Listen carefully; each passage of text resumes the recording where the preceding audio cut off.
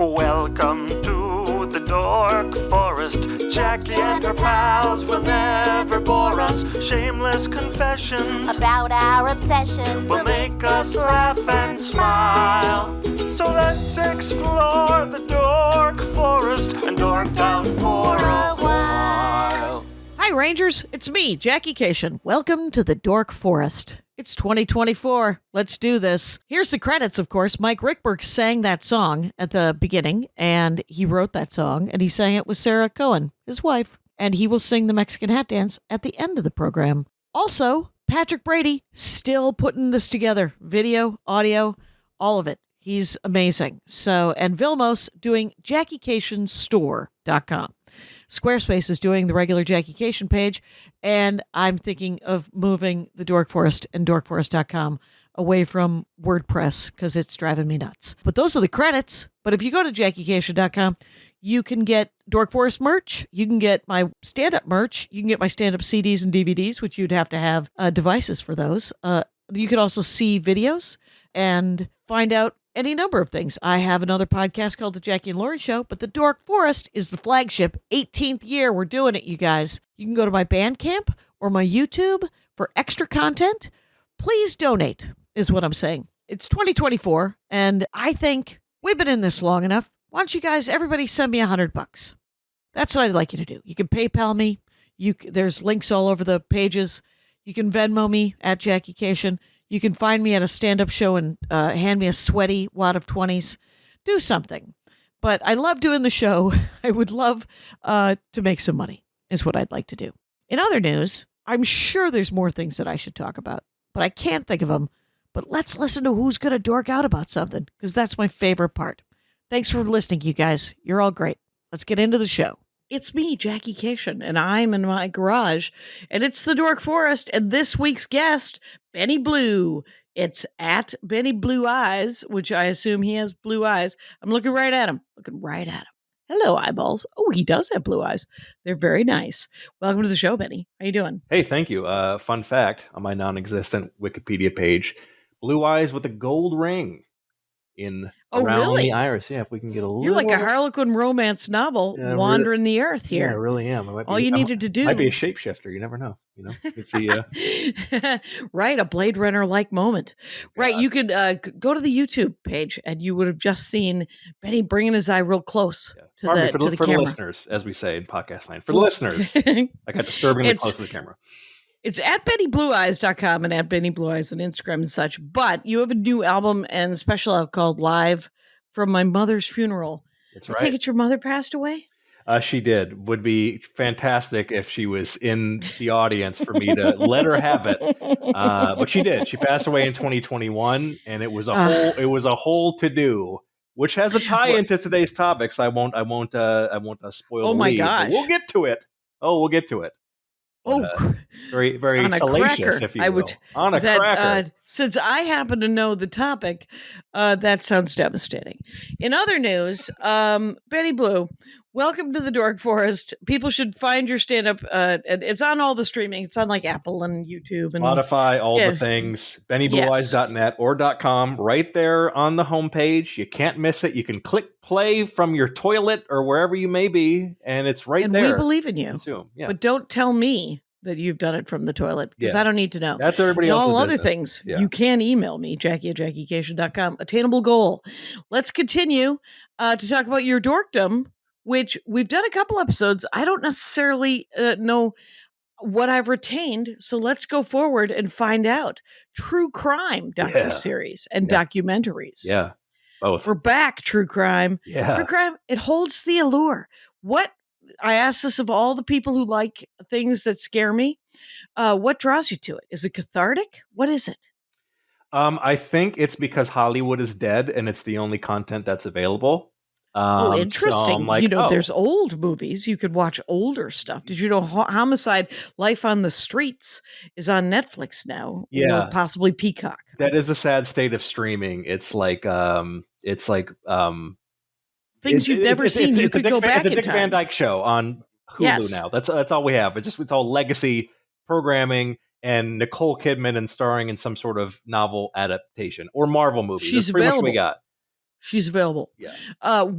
So the true crime stuff, you're just watching it because it feels like it's the only thing to see on TV. Well, the stuff that I can always sink my teeth into, I think, like I'm sure with some recent guests, when we talk about the activator for some of our dorkdom, is the lockdown really kind of kicked this into overdrive. Some folks got into goat farming. Check your Dork Forest archive for the previous episode on that, of course. Probably ayahuasca adjacent. And God, I wish. I know. And now I was with my then girlfriend, now fiance, and we knew, well, the world's ended. Congratulations. So thank you. So we now, as you check your glasses, thank you. Now we were watching stuff, and it all kind of kicked off with the, did you watch the McMillions docuseries on HBO Max? Formerly known as HBO Max, now Max. Now Max. What? No, I did not. How is that something? Great. It was a great primer to really kick off this addiction in a true crime docuseries. It's about someone trying to scam and scheme their way into winning the McDonald's McMillions, like where you pull the sticker off the cup back in the day. Deal. I did read an article about that. A good one. And that's a good one. And I did do the McMillions when the first time it came out. I was a child back in the 12th century. McDonald's did exist. It was in the late 70s, early 80s, you guys, probably 80, 81. Yeah. And I used to walk between McDonald's because there was a time frame, and I would hope to win something because we were poor. Not super poor, but poor enough. The poor that 6 children makes you in Wisconsin. So essentially, I'd go to McDonald's in South Milwaukee. Then I'd walk to the next town over, which is about 4 miles away. I also didn't have a lot of friends. Had some free time. Well, this is after clear school. In the story, yeah. Yeah, clear. I think it's pretty obvious. So I'd walk there. Then I'd walk to Cudahy. Then I'd walk back. So I could get, ostensibly, if I had enough time, 3 McMillions. And if I was lucky, I would win like a fries and a soda.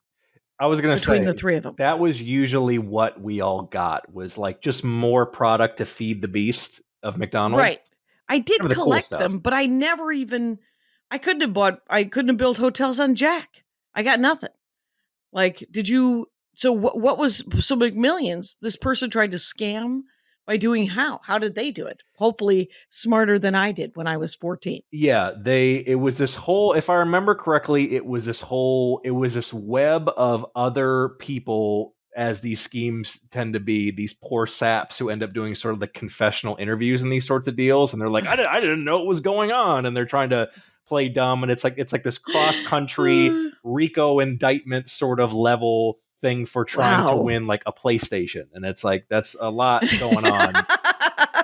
Right. You could just save up, and then 4.5 months later, you could probably get a PS. Pounders, or and they chose the game. They chose the gamble of it. And like many of these docuseries, you have to watch it for the entire web to kind of the sort of brilliance cross section with the idiocy of whatever they were trying to pull off and win this. It's always so sad to me that they don't let the editors of these reality shows and get writers credit, because they're the ones that are putting together the story, right? Because as you go, I mean, it wasn't written, right? Ostensibly it was a documentary of it was just interviews, right? Yeah, it's all interview based, and obviously they'll, like with a lot of these, they'll take news clippings and that sort of thing. But what I find astounding to a docuseries is how much these people, once you get them in the chair, it's like pulling a string out of their back. They just will divulge everything, and it's like, you are making yourself look so stupid, and they don't have to do any editing. They're like, cut, print, we got it. Thank you. Right. I did do Last Comic Standing, and the only thing that I will say that was done nicely was that I was cut to not look insane, which of course is why I didn't make the house. But because they're going to want that. Yeah. That's one of the keys they're going to want. They're not going to want some sort of steady, sober, just working comic who's like, well, I'm just trying to entertain people and kind of make it smart and fun and interesting. They're like, oh, next, please. Yeah. And so fair enough. Fatal flaw. You should have said that you were busking in the subway station and your family left you and you went bankrupt, and then you would have been you would have been holding a gold plaque right now. Exactly. Like, that's what would have won it. Backstory. I would have got 3 years of corporates out of it that I didn't want. So that So would have been inspiring. fine, Betty. That's what I understand was the gift that you did get out of it if you made the house. Okay, so the McMillions. I'm never gonna watch this thing. I'm gonna need a spoiler. Did they win? Yes, but also they were gloriously caught, which was what makes it fun. Because I mean, look, it wouldn't be any fun if they didn't like really get to the mountaintop with this thing. But they do. Right. They should have won. Like there were real prizes. There was at least like $100,000 or something. I think there was an instant that was $100,000. There's one, and I believe this is not included in any sort of pre-production list, but there's one that's adjacent to this that might pique your interest or your listener viewer interest. I believe it's called Where's My Jet? And it's another guy who scams, I believe it was Pepsi in the 90s, was doing a bottle cap thing about where you could actually win a jet, but it was a promotion that they just did. They basically said, like, they made a commercial. There was like, you can even win a jet, but they're clearly being facetious. And the guy took it to heart and was like, no, I want my damn jet. So he fights and fights and fights to try to get this jet. So it's kind of that sort of like product sort of. I think that was in the same article. Probably I think it was. I think it was an article about documentaries about people who game the system. Did you ever see now? Welcome to the Dork Forest, Benny Blue, where we never get to talk about the thing you want to talk about. Did you ever see a movie called Real Genius? Ooh. With Val Kilmer? Ooh, that sounds like a Val Kilmer deep cut. When did that come out? In the like 82, 84, like so early. It was essentially, it came out the same time as like War Games and The Last Starfighter. And it's a nerd movie.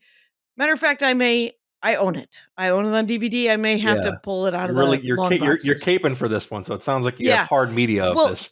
Because there's a character who is a math genius who essentially McMillions, and so that is and he ends up owning. Spoiler alert! Real Genius from 40 years ago, you guys. He wins an RV. Okay, so it's not something Rotten you wouldn't Tomatoes want. Live, everybody. This segment is brought to you by reviews you didn't ask for. So during lockdown, you just sort of, this was the subtle, like introductory to all of a sudden, you're just in true crime. Like true crime is scary. Yeah. Like I did two episodes, maybe 3 with Michelle McNamara, who was one of the key people who ended up catching that golden. Yes. I'm very familiar with this. Yes. Okay. Yeah. So 2 or 3 episodes of the Dork Forest, if you guys want to go back in time, 15 years and listen to those 3 episodes, you knock yourselves out. But it was actually terrifying. She was talking to me about the Golden State Killer. It was before he got caught, of course, because she helped. But what are your favorite ones? Like, are they the ones where they catch them, or the ones where they don't catch them? I am always a sucker for a twist. There's plenty, and this aggravates me to no end because it goes back to my theory of Hollywood just trying to pump out content. There are so many of these that just have no resolution. They're like, well, we couldn't find her body, and then that's after 6 hours of programming and investing into this. Grinds my gears to no end. But I do like I like ones that are just like, what the hell is even going on? That has to be my initial reaction. There's one that came out recently. It was on Netflix, but it wasn't produced by Netflix, which I think actually kind of made it a little bit better. It's called Tell Them You Love Me. And basically the elevator pitch is boy, if we're talking about genre of the audacity and unmitigated goal of delusional white women, boy, you're going to be in for a treat for this one. Hello. Yes. Oh, piquing your interest? Yeah, this is where we're going. Uh-huh. And what do you got? Tell them you love me. Yes, it is a woman. It is a woman who was a professor at Rutgers, and she enters into a romantic relationship with a disabled, nonverbal person, and they communicate. What did she teach? If I may lateral. She, I'm trying to remember. I want to say Remember her name? Anna Stubblefield. If you look her up, her name is Anna Stubblefield. Okay. By the way, when you have a gig as a college professor, there are very few certainties in today's job market. Being a professor, and I don't know if she's like a tenured professor, whatever the case may be, but like how many gigs like that where it's just like just don't screw up and you keep the gig? And Right. she couldn't even You do that. should. By the Yeah. way, this woman was married at the time and pursuing a person who could not communicate the fact that he was actually consensually participating in this romantic relationship. And it all centers around this thing they call facilitated communications. Basically, like picture like Stephen Hawking, but not racist. And you're poking and you're doing, that's how you're spelling words. And it becomes clear that this woman's delusion knows no bounds, and there's Have you ever seen one of those, the dog buttons? yes, like feed me, Is it more feed like me, that? fuck me. Yeah. No, that would just be less cruel. complicated? Yeah, that would just be Right. cruel. But it's this whole intersection of like race and class and this sort of thing. Because obviously, and the bizarre thing about it is, her husband is a black man, and this person, this disabled nonverbal man that she's going after, is also a young black man. I don't understand like what this woman was What thinking. the young nonverbal guy is that she sexually assaulted essentially Yes. is Oh, by the way, that also is did happen. nonverbal? Yes, is nonverbal and Yeah. cannot consent. Wow. Yeah. By the way, I needed to know what she taught because where's the hubris? Where's the Yeah. ego? And it's philosophy. She taught Yeah, of course. professor of philosophy. Yeah. And she was a practitioner of facilitated communication. So Yes. essentially she just used the guy as a guinea pig. Basically, yeah. But then more than that, because it was free. What was happening? Yeah. What was She That's so creepy. started like going to his house because obviously his family are his caregivers, his mother and his brother. And she's like spending time with him as if he is her participating boyfriend. And Wow. her mother, in so many words, was like, hell to the absolute no. And Right. chaos ensues. Right. Wow, that is that would be a compelling narrative if it were fiction. Yeah. Sadly, it is fact. Yeah. And so tell them you love me Yeah. is clearly her telling him to tell the people who are judging her that you love me with this facilitated communication. Yes, which has been by different medical journals and the like has been debunked quite a bit. And basically it became Sure. clear that she was like, hey, let me write this essay for you, when he would get to hello and that was it. I mean, very, sweet young man, but she's Sure. basically giving this dissertation about like, we love each other and we're going to be together. And her mom was like, are you out of your Karen mind? What Right. are you doing? Right. It's it always felt bad that it was poor Karen. No one's naming the kid Karen anymore. Yeah. But I knew some my arch enemy in grade school was in junior high was Vicky. How come that didn't get vilified? Yeah. But we had to go with Karen. Yeah. But she sounds like she's out of her damn mind. She looks slightly mad as well. When you look at her, just not mad, not crazy mad, but like sort of the certainty. You can see this sort of like, I just saw a picture of her, Yeah. Anna Stubblefield, and she just looked so assured that she was correct. The confidence in her delusion was pretty remarkable. You got to give it to her. Right. I mean, Right? yeah. You just gotta go, well, if confidence could have sold it, ma'am, you would be in love with this guy who's 30 years younger than you, 20 Yes. easily. Yeah.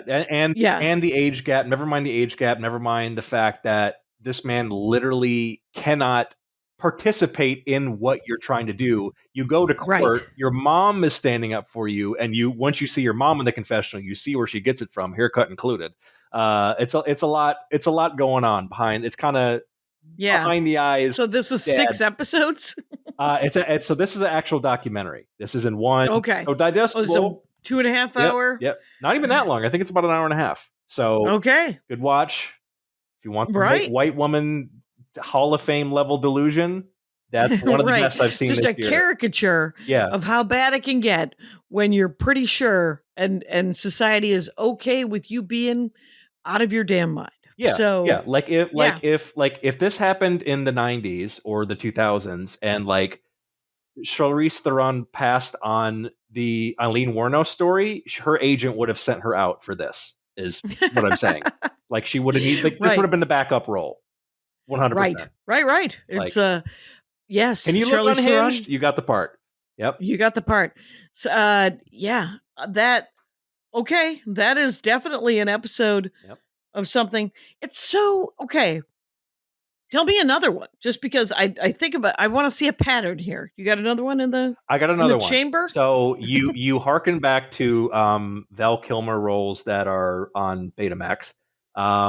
Did you ever hear about his name? He has different names if you look up his wiki, but the docuseries that came out, it's on Hulu, is called The Beauty Queen Killer. His name's Christopher Wilder. Did you ever hear about this guy? This was in the 80s. I never knew who he was, and I'm pretty tapped in with these sorts of folks, particularly being here in the state of California, where our chief export is, in fact, serial killers. But he wasn't. Wisconsin is doing better than you. Dahmer. Are you kidding me? I'm from Wisconsin. Yeah, you got Dahmer. Who else you got? We got Gein. Ed Gein. Ed Gein. Okay. All right. You remember Ed Gein? Vaguely. And so he was the one who Hannibal Lecter was based on. Oh, that's right. Because Gacy was Illinois. Yeah. Right. And Illinois is so close, my friend. There's long winters. Long winters will create possibly a serial killer or really good comics. Yeah. Well, I'm from Michigan, so it was a road less traveled sort of deal, and I got out of there. It was right there. Yep. It was right there. Could have been. Got to get Netflix somehow, so that that's how we. You get up to the UP. I bet you there's somebody doing some stuff. They're hiding some bodies. Yeah, that's what I'm saying. Not great. All right, so the Beauty King Killer. Yeah. It's a good one. So it's this guy. His name is Christopher Wilder. He's from Australia, and he's a contractor. And he moves to South Florida, and he's still a contractor, but he starts posing as a photographer for a magazine and luring young women with the option you could be, and this is the magazine era, so this is when you could still pull that off. Right. You could still pull that off. My niece at 16, my brother found out about it because glamorous photos showed up of her in the mail, and he was like, "What is that? What? This is terrifying. Who?" And he said he was an ex-cop. And I said, "Oh no, that is actually not actually helpful. That is actually a giant red flag factory." But he didn't kill her, and it was just weird. Where did she meet this person? Did you ever get any context about that? At school. At school? Oh my God. At school or a coffee shop near school. But he picked her up at their house. She was 15. Went to his house. She brought several outfits. He didn't have creepy outfits for her, I believe. But she did makeup. And then he took all these pictures. And then he said, "I'll send them to you." And then he did. And then my brother drove over to his apartment and had a conversation with that guy. So he was like, "Okay, kneecap. Yeah, what the fuck is that?" Yeah, this is not okay. My not friend. You do this. You cannot do this. This is children. So and having her address, like what? This would never in 2024. This wouldn't get past. "Hi, how are you doing?" Like that. It would be over. Like immediate creep. You'd be on. There'd be a 10-part TikTok series about this guy. Well, and we always assumed she was a smart young woman, and she is she ended up, she's an EMT now. She's going to nursing school. She lived. Frontal lobe development is a wonderful thing. We figured it out eventually. So the Beauty Queen. So this guy. So he's an Australian guy. Yes. Who's living in South Florida. Yes. Who is essentially hitting on high school girls.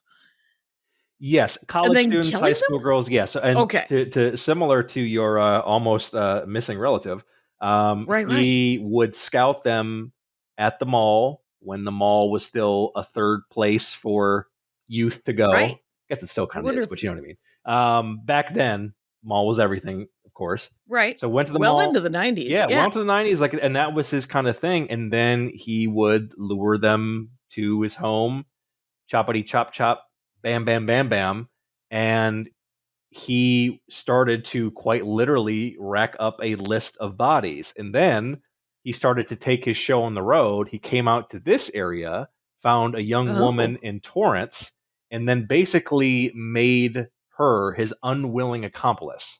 And they start going across the country, and they're picking up other people. I don't know how where's our latitude with spoilers? Do we care in the forest? Do we want to spoil? Absolutely not. Okay, we don't especially care. with documentaries. It's fine that because especially with documentaries, I'm like, if I want to see this documentary, I want to see how it plays out, but I do want to hear where it's. I want to hear about it first, and I will put that it's spoilers. Fair. So. All right. Well, listeners, viewers, you've been spoiled. Dude, hit pause, go watch, do whatever you got to do. The bottom line is this guy eventually gets caught. Takes himself out of the equation, if you will. But oh, really? yes, here's it what ends in I've his own always. demise. Yes. And I will say this till my dying day. It's suicide and then homicide. Do not do homicide then suicide. That is not as efficient. Suicide then homicide. I know that some people advocate for the first. Okay, so I mean, like if you're doing both, I was going to say, how does that? Yeah, is that a dual because action it's usually sort of thing? because people usually kill a bunch of people and then they kill themselves. Right. I'm like, cut right to the chase. Kill yourself, and then maybe find out if ghosting is real. And then maybe come back and homicide after if possible. Okay, so supernaturals we're factoring into this. All right. Anything. Fair. I have no idea. All I want you to do is to stop killing people. So, well, he stopped. If you're thinking about it, he did stop. Well, wait, what happened to his unwilling accomplice? And I would like to hear how that happened. So she was lured and picked up in Torrance, and for whatever reason, he decided to. I think he had drawn some heat because now he had been like in the South, kind of booping and bopping around, really kind of the Chitlin circuit, if you will, for serial killing. Oh, sure. And then sober book then. Yeah, exactly. I think it was Levity Live that took him through the. He's doing the Columbus funny bone on his way to California. So he gets to Torrance, picks her up, he feels the heat, starts making himself cross country. Then they get another woman from, I believe, Indiana. She's with them. Her and the unwilling accomplice start, chirping when this guy is like pumping gas or not paying attention. This other woman who they interview, thank God, she is essentially dropped in the woods, and I believe she is shot. And he thinks, or he does something to her, he ties her up, something to that effect, where it's not good. And he thinks this woman is dead or incapacitated, but she's not. She frees herself. Finally gets the authorities to say, hey, I've been kidnapped by this is the guy that you're looking for, because now this is a nationwide manhunt. So now they find him, I believe, in the Northeast, and then obviously it's a standoff, and that's when he dies. The juicy part about this, if you care not to watch it or whatever, and you do your own research, is that there are so many murders, bodies, unsolved murders that are tied to this guy. It makes every other serial killer look like grade school t-ball, all going all the way back to Australia, where he's linked to a murderous rampage in Australia before he gets out of the country. That's how far this goes. The web spreads he started early. Yeah. So he started as a teen. Yes. Right. Some people go to trade school. He decided to be a professional killer. Some people get a local library card. This guy locally just likes to find a bunch of people and kill them. Yeah. A classic. Yeah. Proficient in Excel and murder. So now, right, because he had spreadsheets. Yeah. What is the woman who got coerced? So they interview her in this?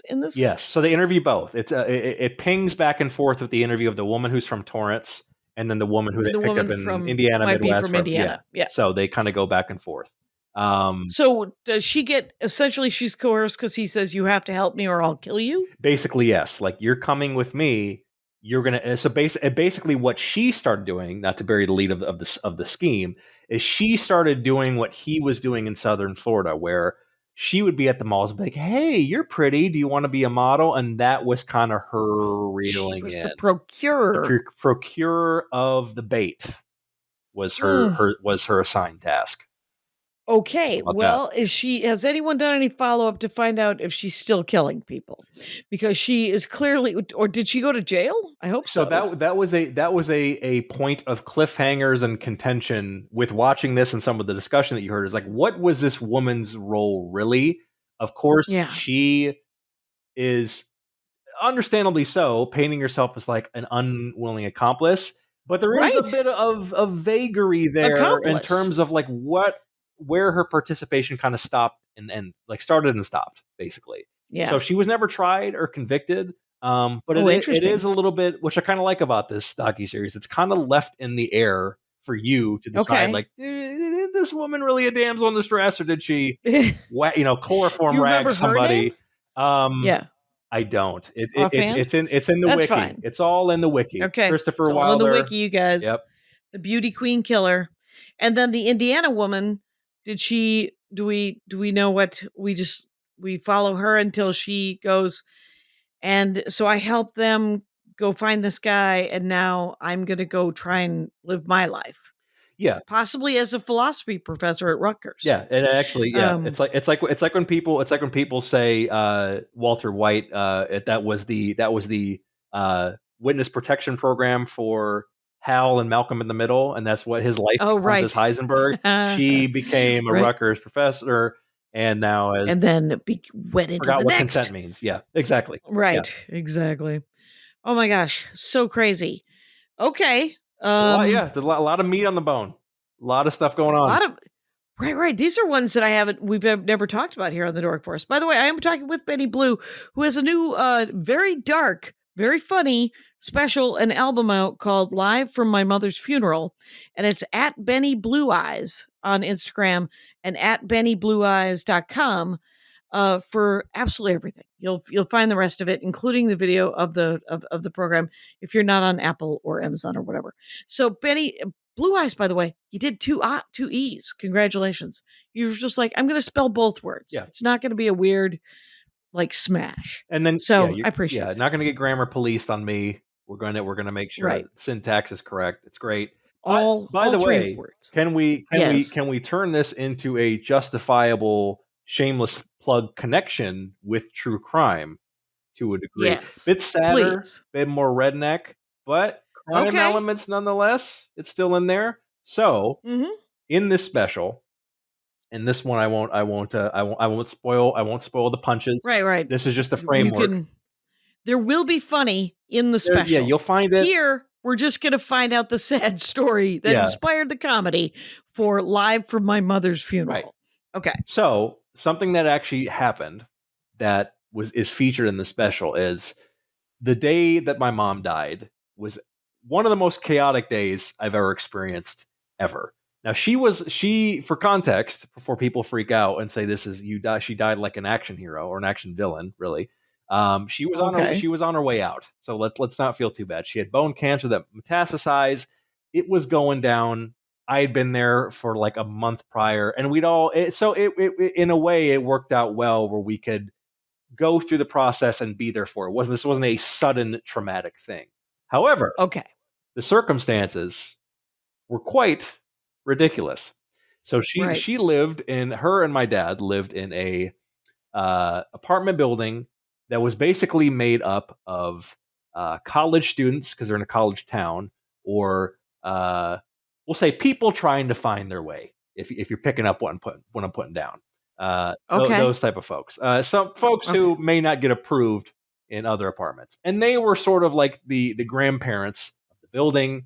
Everybody knew them. They said hello. It was great. There was crime and nefarious things afoot, but generally speaking, they stayed away from it because everybody loved them. They live in Michigan? Yes, they were in Kalamazoo, Michigan, which is Western Michigan University. So yes, so that's where they were. That's where my dad is still today. The day that she died, another apartment in their building, because it was a bunch of separate buildings, not all together in one thing. Caught on fire because a person let their ex-boyfriend, who was, for the record, banned from the premises, stay the Right. night. He had been drinking, and he put Sure. some food on the stove, and he fell asleep, and then he woke up to the place being ablaze. So Yes. I was staying at an adjacent kind of Airbnb situation, and Okay. I got a text from my brother-in-law that said, "You need to get here now." Now, I was oddly Okay. enough close enough where I could walk, which turned into a sprint, because we knew that my mom was Right. going to die. And when I show up, it is like the ending of a disaster movie. There are EMTs, fire department, police, everybody outside of their apartment. And now my mom has been wheeled out and has now passed away. Eye still open. That's a cool visual. Right in front of Yikes. everybody. And now we are the museum exhibit. We are what's for dinner. So rather than my Right. mom passing away in a way that you would think would be decent, it was the Was it asphyxiation? no. So she they got her out. She was literally like the death rattle, like she was dying, Oh, regardless she of was this. in hospice? Okay. No, she was still at their apartment, but it was Okay. time. Like they'd stopped chemo, and so she was dying regardless. It had nothing to do with the fire. It was just the circumstances made it so insane because now Oh, it just looked much more yes, dramatic because yes, she passed because away. she's on a stretcher and there's Right. everybody, local news, choppers, all this sort of stuff. So it became this whole to do. Right, because they thought that it had something to do with the fire initially, Right. and then they're like, "Oh," but she had passed away, and then she came into essentially backdraft, Right. right? Yes, and Okay, we fair had enough. to tell the medical examiner, no, she did not in fact inhale smoke. Like if I would have poked her, Right. she died. Like that was it. That's how close she was Right. to going. So Right. it was insane, and I wrapped this up in a nice bow with some punches, some jokes, some callbacks. Right, there's some punches, It's there's some all callbacks. in there. But that's It's it all happened. all in there. Live from my mother's funeral. You're going to want to hear this. It's a hilarious eulogy from BennyBlueEyes.com. And but yeah, so that's crazy. Yeah. I thought you were going to tell at the beginning of this when we first started. I thought that she had been serial killed. Wouldn't that have been delightful? I have told this story a dozen times. If anybody's playing a drinking game out there, Rangers, did you know I was going to tell this story? You live it up. Because here it is. My Uncle Tom, you remember, as a true crime fan, you know the story of cyanide in the capsules of the Tylenol. Oh yeah, right? sure. Okay. They never Classic. caught that guy. Yeah. It's a classic. Now, there was a copycat incident where there was cyanide in a can of Coke in Menominee Falls, Wisconsin, same year, months later, and someone died, and that was my Uncle Tom. That's right. Get out of here. Get out of This is town. when we I drink. know it. When the guest is shocked. Well, get out of here. No, as Bourbon. soon as I bring up my Uncle Tom, as soon as I bring up the Tylenol, they're just like, they're going, is there a skip 30 seconds? Is there a skip 30? Jackie, Is there a I get BetterHelp it. commercial? You know, figure it out. Right, because what it was is my Uncle Tom was not a good person. And he had embezzled money from any number of places. Oh, he had embezzled money from the state of Wisconsin where he worked for. And they caught him and they said, if you give us back the money, we won't press charges. So he, right. So he paid the money and then they didn't press charges. And then his church, he was embezzling money from his church and they caught him and they said, well, if you return the money, we won't press charges. So he got his parents in Dork County to second mortgage their house. And then they didn't press charges. And then he got caught. Wait, the first one was the parents. The second one, he borrowed money on the street. That's right. It only happened twice. He borrowed money on the streets of Milwaukee. Now, that's how we found out about it. Because he had also embezzled, I guess, for my dad, but my dad never noticed. Anyway, he was like, but he had borrowed money on the streets of Milwaukee, and it's as tough as Kalamazoo, right? So there are some dirt bags, and there are some people who will lend you some money, but he wasn't paying it back, and he wasn't even paying back the interest or the vig, right? So my dad is sitting at this restaurant, and this guy that he knows, because my dad knows some real dirtbags. This guy comes up to me and says, "You related to Tom Dresser?" And my dad goes, "Yeah, he's my brother-in-law." And he goes, "Well, he borrowed some money on the street. He's not paying him back. They're going to hurt him." And my dad's like, "Oh, shoot." And so, but get this. So my Uncle Tom gets this idea. The cyanide thing is happening in Tylenol.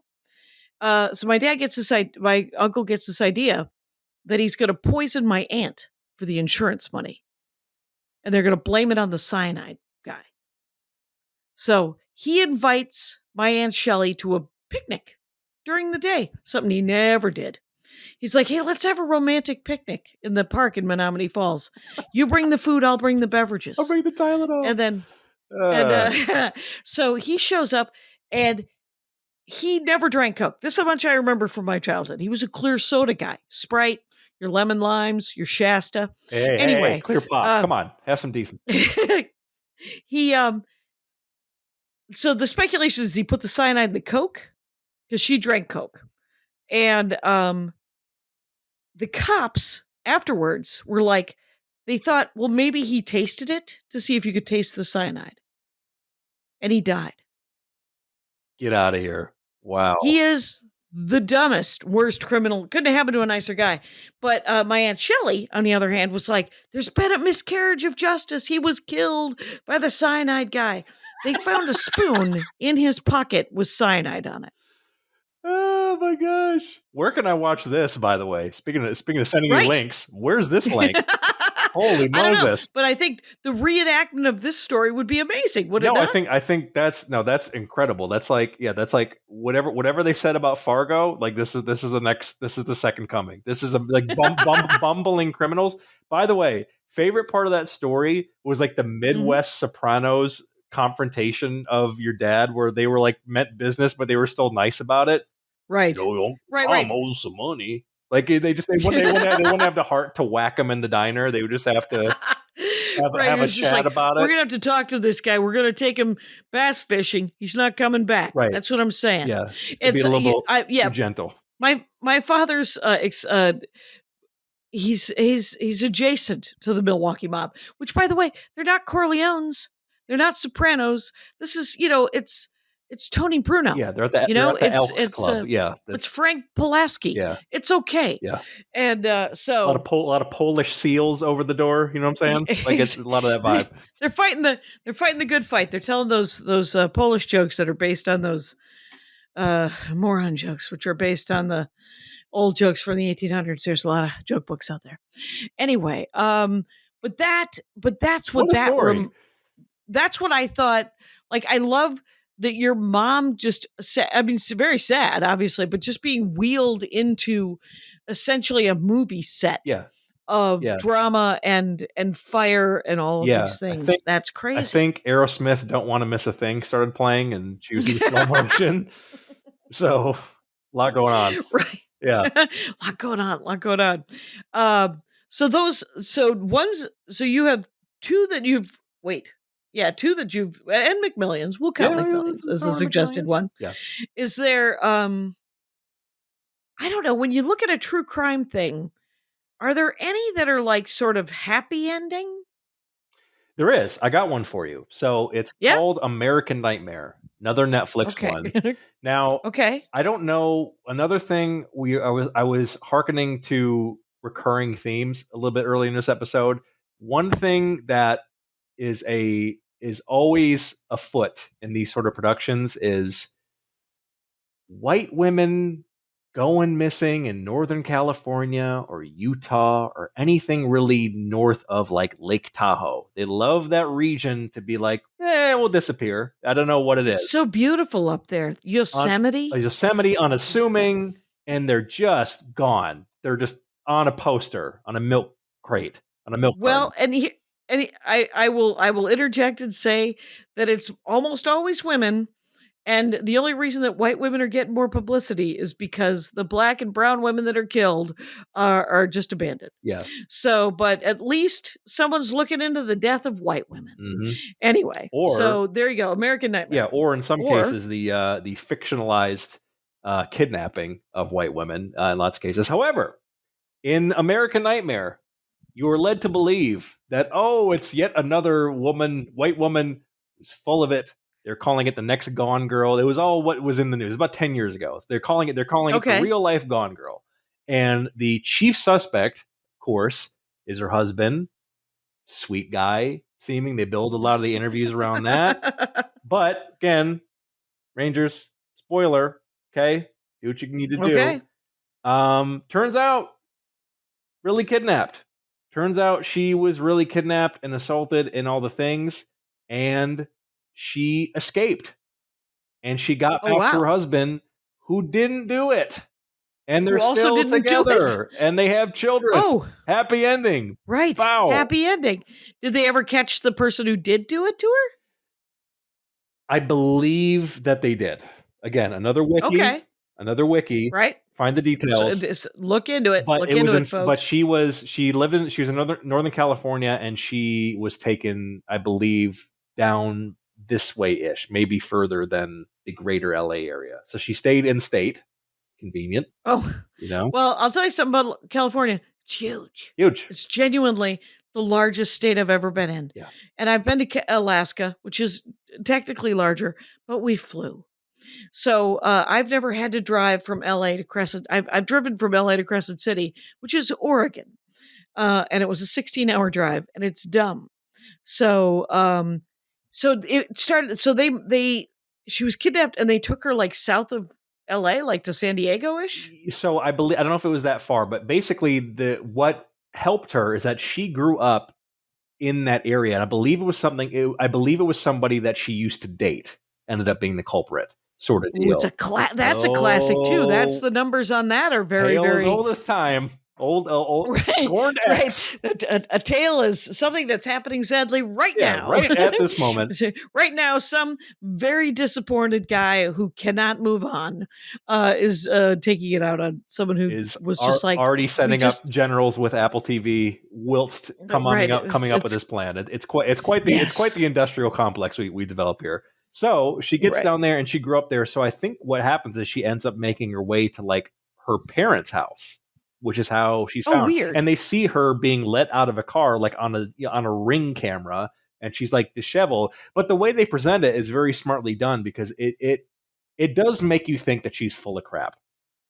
Oh, they kind of set it up. They set it up. We didn't believe this. Yes. So that's how we're going to go into this. Yes. Is going, we didn't believe it. And then she proved essentially her innocence. Yes.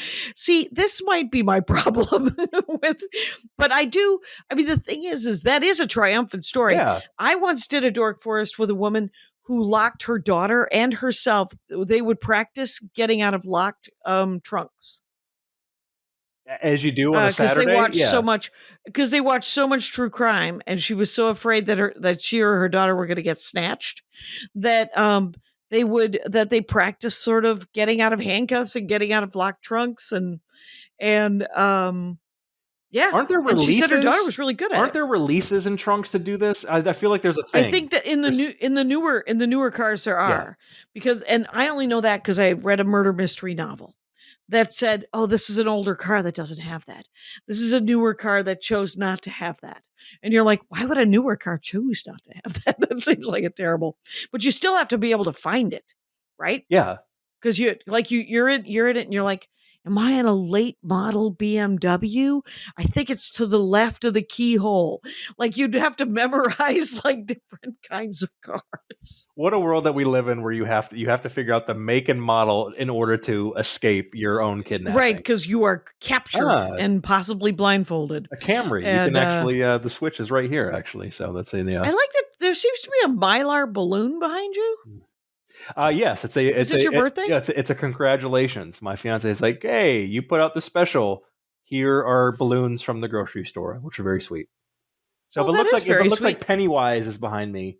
That's what that balloon represents. It's congratulations on putting out your special, which by the way is called Live from My Mother's Funeral. Oh, right into and a it's plug. Benny Blue Eyes. Might as well.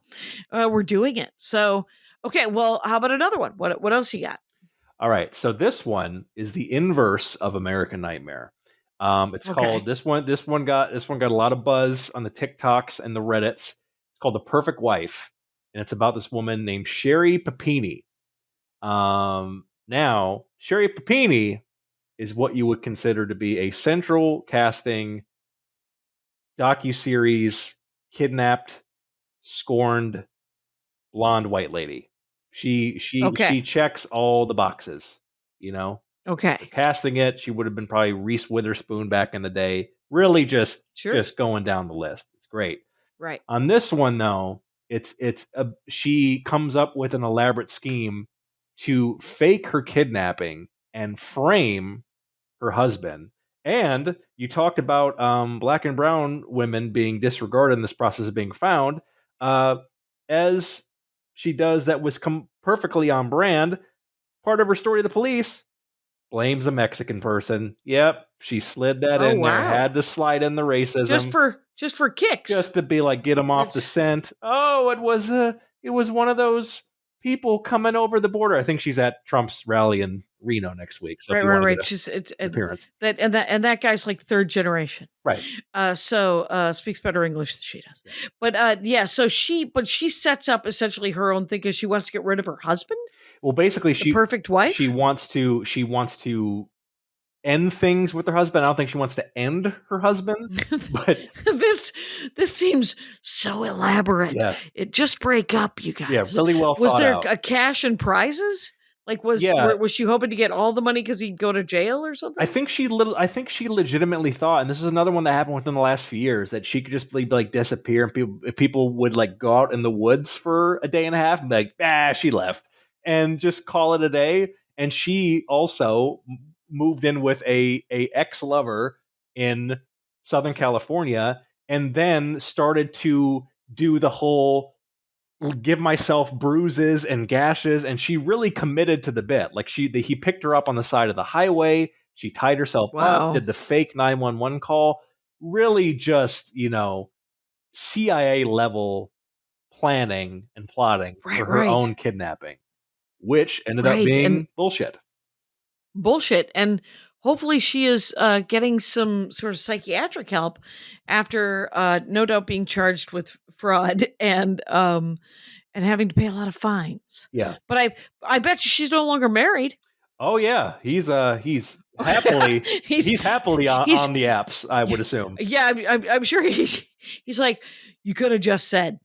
And must love dogs, must not own any bondage paraphernalia. And we now here's another story about me, Jackie Kashian, in your hour, Benny Blue. Ready to drink. Is that it's that this is my first relationship. Like I had a short-lived boyfriend in college for a year, and but this is the first time, and I've been married now since 2006. We got together in 2003, and so I look at other people's relationships and think, now why are they staying? It's because I currently live with my mother-in-law, and she's lived with us for 2.5 years. And I think Andy insists that this is not true, but I think this is literally the first thing he's ever asked of me. Because we live in a very small house, and it is a lot of work for all three of us to not kill each other, right? I was going to say, by the way, not to interject, but it sounds like small house living with mother-in-law. Sounds like you're setting up your own documentary, if you know what I'm saying. Like we're right another there. Documentary. Yeah. There it is. Too bad my Uncle Tom died. And so because he would have made it really complicated and then fucked it up. So but I literally just is now you and now this is a personal question. Is this you seem an adult man who's been out in the world for some time. It's actually accurate, is this there you go. And is this sort of like, have you had several girlfriends? I mean, I'm not saying you're a Lothario, but have you had several relationships? I haven't had several relationships. No, I've only had a couple prior to this. What will be to death with the current one, because this is a nice person. Yeah, this is a good person, and you guys are. Congratulations. My husband came out of a 9-year relationship with another person. Wow, and then he had a couple of girlfriends before that, and so I mean, I think to some extent he's a serial monogamist, much like my brother Scott, who loves. He's just like, no, it's good. It'll just be us. That'll be great. and makes that person actually quite easy to live with, because there's not a lot of, it's sort of a roommate with benefits kind of thing. I They're just see. like, this is, and we have a lot in common, so we tend to dork out a lot. It's if you have any interest in the pile of Hot Wheels and Oh my. board games that are going on. Oh And then my behind me, God. of course, are the 5-year-old's hero paradise. clicks. Look at that. Oh my God. It's hero clicks and Magic the Gathering cards. And by the way, I find myself doing this too, and I did this a lot before I got to this stage in life where you do look at people in long-term committed relationships. You're kind of like, I wonder what's happening there behind the curtain. And that's a part of this thing with the perfect wife, where a big thing of it, hence the title and the presentation, is they put on a good face.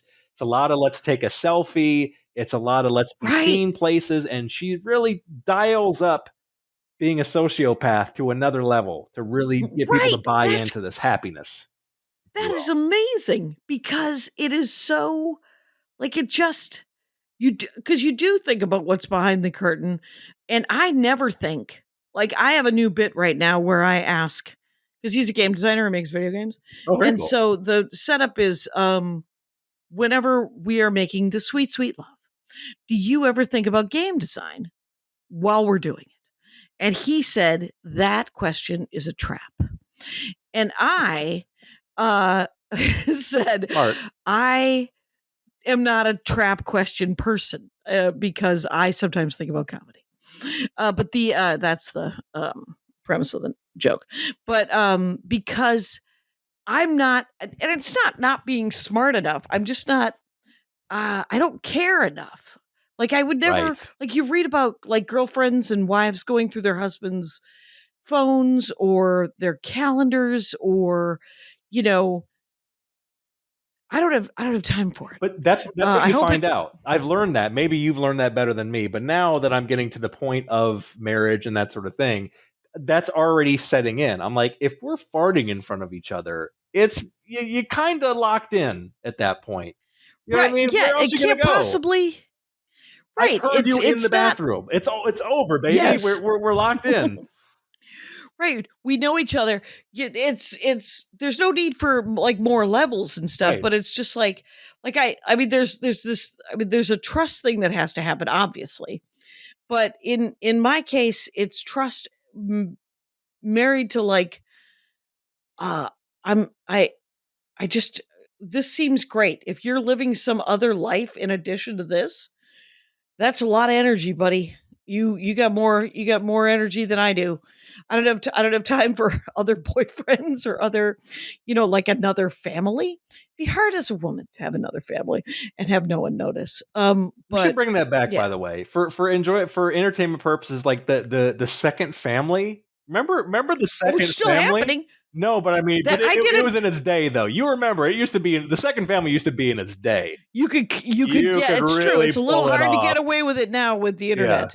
It's there's too many. That guy looks like dad, right? That guy looks like dad, and too many, and not enough Instagram accounts for the algorithm not to go, let's put them together. Right.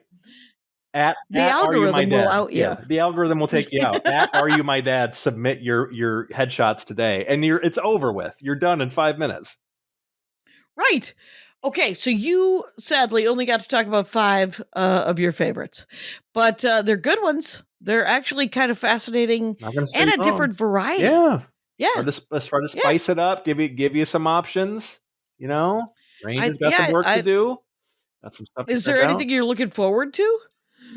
Like, that's coming out that you haven't seen? There's one. I'm not gonna. This would be a separate episode, even though I'm not gonna. You know what? With further respect for the true, like, wrestling fans out there, I'm not gonna sit here and act like I'm a huge wrestling fan. However, there's one that just came out today, which is about Vince McMahon and creating the empire of the WWE/F, which I'm pretty excited to watch, just because I grew up with old school wrestling.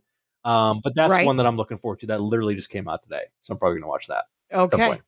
And do you think? Let's just speculative fiction. Do you think Vince McMahon, that there's some bodies somewhere that he's? 100%. Stamford, Connecticut has Just Jimmy Hoffa loose. lights under concrete. I can tell you that. Here's the thing about a lot of people don't know this about Connecticut. A lot of peat bogs, a lot of ocean spray, cranberry bogs, which is a great place to lose a body. Yeah, a lot of in That's the right. marsh, right up in there. Yeah. Oh yeah. That's who read Lord of the Rings, huh? The dead marshes. They're there. They're staring up at you. Anyway, that's a deep cut of my own. I'm just gonna Betty Blue, thank you so much for doing the Dork Forest. Thanks for having me. This is great. Yeah, super fun. And everybody find him. You know you can do this. BennyBlueEyes.com, at Benny Blue Eyes on Instagram. Live from My Mother's Funeral is the name of the special. It is out now. And you will like it because you seem great. And Can I put that on my website? Yeah. Kashian, you will like it. Great. Period. You seem great. That's the review. Is that a credit? Is that if you need a blurb that bad? Yeah, I need a press blurb. You will like it. You seem great. Done and done. And Rangers, you know the rules out there. Take care of each other. My hat, my hat, my hat. They're dancing around my hat. My hat, my hat, my hat. Well, what do you think of that? If it looks like a Mexican hat dance and it sounds like a Mexican hat dance, it's most likely a Mexican hat dance. So take off your hat and let's dance. Yay! Oh my God. Why don't we just call that as the end of the show?